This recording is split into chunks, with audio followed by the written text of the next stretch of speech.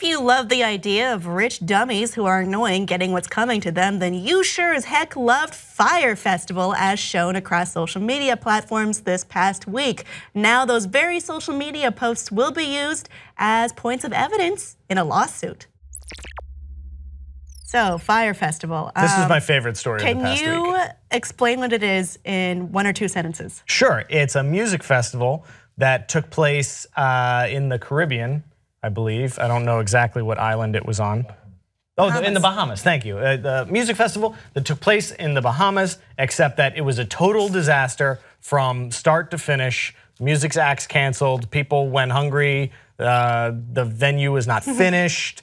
They slept in disaster relief tents. The story just gets better and better the more you learn about it. This story is a meal. Also, Ja Rule is to blame. Comprised of 2 pieces of bread, an American cheese slice, and some salad. Sad pizzeria salad. I mean, it looked like I could get it at a grocery store. So what it was advertised across social media by so-called, well, not so-called, influencers. Yeah. And what was weird was that almost none of them had hashtag ad or any kind of indication that these were ads at all.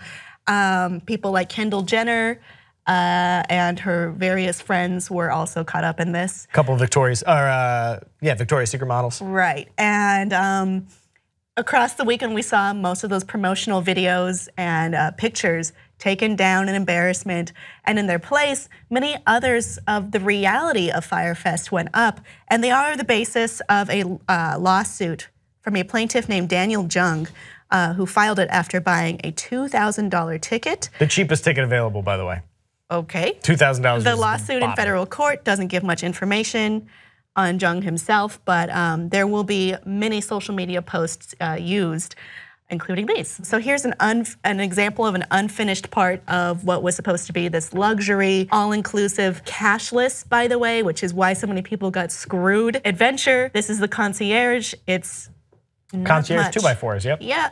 And then there's just some wrapped up things in the background. And these are the secure lockers. However, it was not told to anyone that they would need to supply their own locks, leaving these relatively useless. And totally unsecure. And not secure. I highly recommend, you can see sort of in the background the domed tent things. Those are FEMA disaster relief tents with very little furnishing on the inside. So this was not quite the, all-inclusive luxury destination event. I do want to point out there was one that was included in the lawsuit of pigs swimming in the water, and they were saying there were loose, unsecured animals in the area.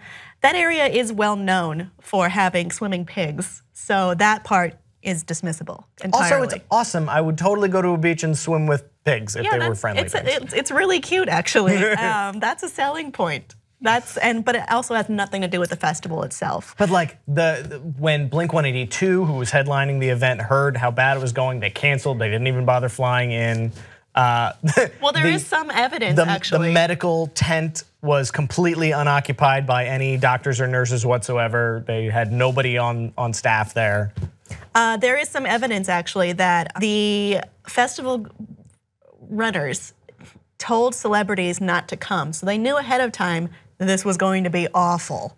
And they still ran it anyway. People who were told to come to this event cashless ended up not being able to take cabs, not being able to book flights home. Get flights home. And then we had people passing out due to being stuck in an enclosed area that was very hot and without food.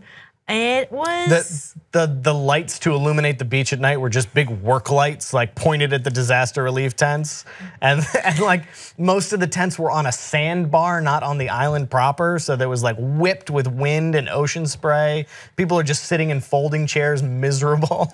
You giggle at this. There's a lot of internet schadenfreude involved. Yeah, you started off the story by saying it was a bunch of rich kids that get. I said the idea of a bunch of rich, annoying people getting their comeuppance is something.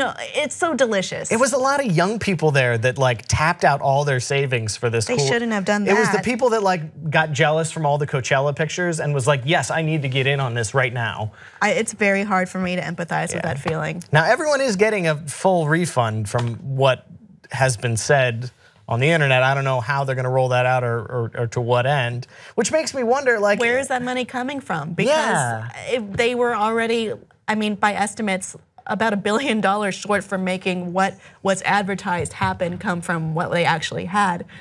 And it did cost money to make that happen as well. Where is it coming from? Is it Ja Rule? I don't know. It can't be Ja Rule. No. I don't know.